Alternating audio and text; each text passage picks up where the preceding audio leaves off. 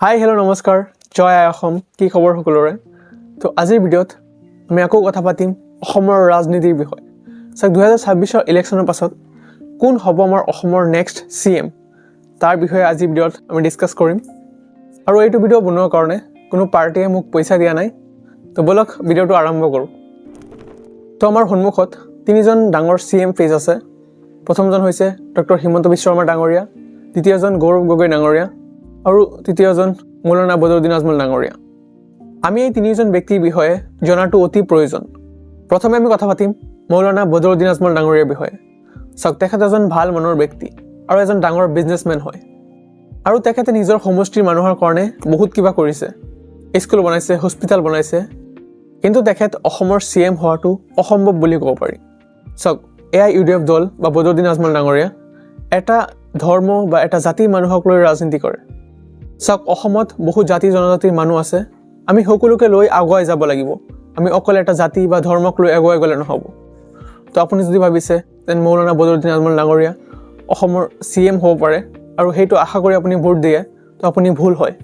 তো আপুনি এইটো ভাবি UDF দলক ভোট দি আপোনাৰ মূল্যৱান ভোটটো নষ্ট নকৰিব দ্বিতীয়তে আছে গৌৰৱ গগৈ ডাঙৰীয়া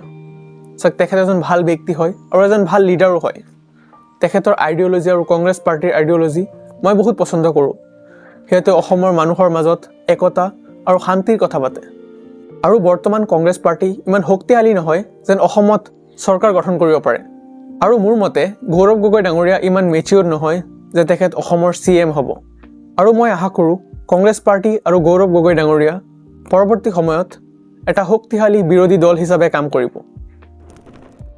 আৰু শেষত আছে ডক্টৰ হিমন্ত বিশ্ব শৰ্মা ডাঙৰীয়া চাওক তেখেত এজন শক্তিশালী আৰু ভাল লিডাৰ হয় তেখেতে জানে অসমৰ মানুহক কেনেকৈ কণ্ট্ৰল কৰিব লাগে বা চৰকাৰক কেনেকৈ কণ্ট্ৰল কৰিব লাগে ডক্টৰ হিমন্ত বিশ্ব শৰ্মা এজন অভিজ্ঞ নেতা হয় আৰু তৰুণ গগৈ ডাঙৰীয়াৰ সময়ৰ পৰা তেখেত ৰাজনীতিত আছে আৰু বৰ্তমান সময়ত কেন্দ্ৰত বা দিল্লীত ভাৰতীয় জনতা পাৰ্টিৰ চৰকাৰ আছে আৰু আমি অসমৰ উন্নতিৰ কাৰণে অসমতো ভাৰতীয় জনতা পাৰ্টিক ছাপোৰ্ট কৰিব লাগে আপুনি ক'ব যেন হিমন্ত বিশ্ব শৰ্মা এজন কাৰাপ্ট লিডাৰ হয় মই আপোনাৰ লগত এগ্ৰি কৰোঁ প্ৰত্যেকজন নেতাই কাৰাপ্টেড হয় আৰু নিজৰ শক্তি অনুযায়ী কাৰাপশ্যন কৰে এটা ৰাজ্যৰ উন্নতি বা শান্তিৰ বাবে এটা শক্তিশালী চৰকাৰ বা এটা শক্তিশালী নেতাৰ প্ৰয়োজন হয় আৰু অসমৰ বাবে সেইজন শক্তিশালী নেতা হৈছে ডক্টৰ হিমন্ত বিশ্ব শৰ্মা ডাঙৰীয়া মই আশা কৰোঁ 2026 ইলেকশ্যনৰ পাছত ডক্টৰ হিমন্ত বিশ্ব শৰ্মা পুনৰ অসমৰ CM হ'ব আৰু গৌৰৱ গগৈ ডাঙৰীয়া হ'ব এটা শক্তিশালী বিৰোধী দলৰ নেতা লগ পাম আৰু এটা নতুন ভিডিঅ'ত জয় আই অসম